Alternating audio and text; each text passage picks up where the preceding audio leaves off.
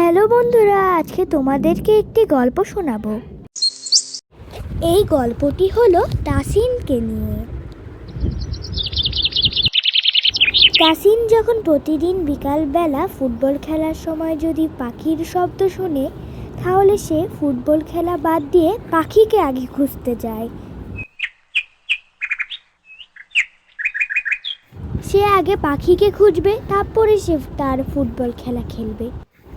সে এদিক ওদিক খুঁজতে থাকলো, কিন্তু সে পাখিদেরকে পেল না।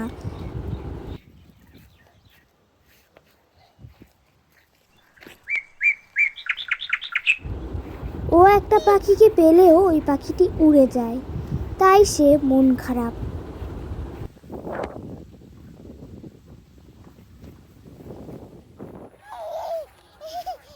অনেকগুলো পাখির সাথেই তার দেখা হলো, কিন্তু পাখিগুলো উড়ে গেল।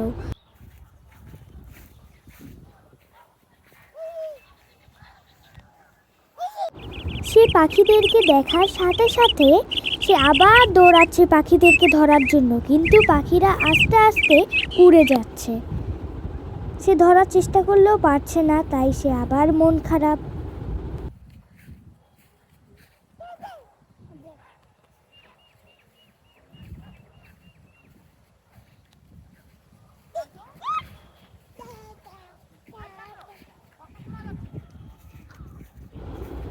ও আবার আরেকটি পাখিকে খুঁজে পেয়েছে, তাই সে অনেক খুশি এখন।